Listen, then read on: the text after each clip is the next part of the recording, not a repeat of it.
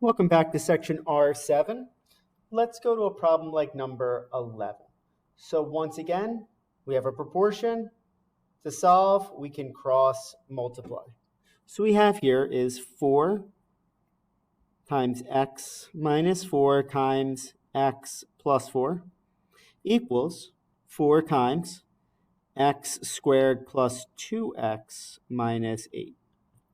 So we have 4 times the quantity of x squared minus 4x plus 4x minus 16 equals 4x squared plus 8x minus 32.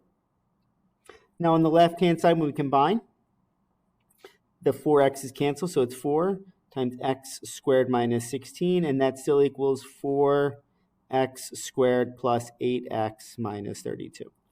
Distribute the 4, we get 4x squared minus 64 equals 4x squared plus 8x minus 32. So now, we have x squareds on both sides. We're going to subtract the 4x squared from both sides. And what's nice is the 4x squareds cancel. So we have negative 64 equals 8x minus 32. A much easier problem to solve. It's not a quadratic anymore. Add 32 to both sides. Negative 32 equals 8x. Divide both sides by 8. X equals negative 4.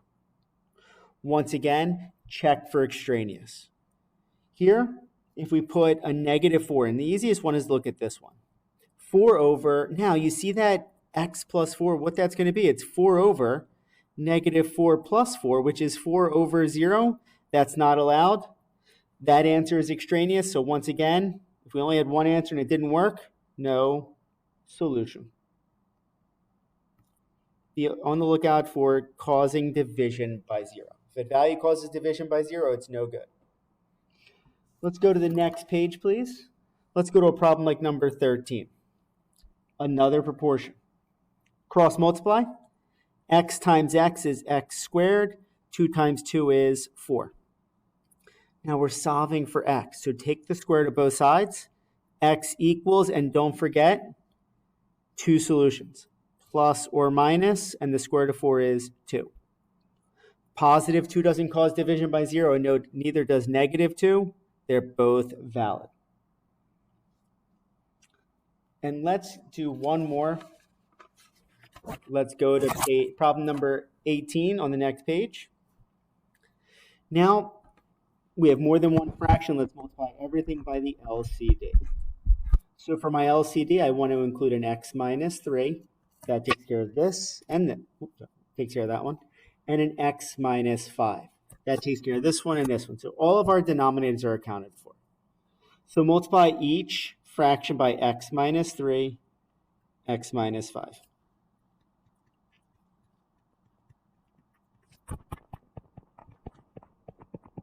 Once again, I'll just write it out. X minus 3 times x minus 5 over 1 times x plus 3 over x minus 3. Plus x minus 3 times x minus 5 over 1 times x over x minus 5 equals x minus 3, x minus 5 over 1 times x plus 5 over x minus 5. Simplify before you multiply. The x minus 3's cancel. So it's x minus 5 times x plus 3. So that's going to give us an x squared plus 3x minus 5x minus 15. The x minus 5's cancel. So it's x minus 3 times x, which is plus x squared minus 3x equals, now the x minus 5's cancel. We're left with x minus 3 times x plus 5. So it's x squared plus 5x minus 3x minus 15. So now on the left-hand side, when we combine, x squared plus x squared is 2x squared. 3x minus 5x minus 3x is minus 5x minus 15 equals. x squared plus 2x minus 15. The quadratic, let's get everything on one side. So if we subtract x squared, they don't both cancel out. So let's just keep going. Subtract the 2x from both sides now and add a 15 to both sides. So everything on the right-hand side canceled. And on the left-hand side, we have x squared minus 7x equals, because the 15's canceled, 0. And now we can factor this. Factor out the x. X times x minus 7 equals 0.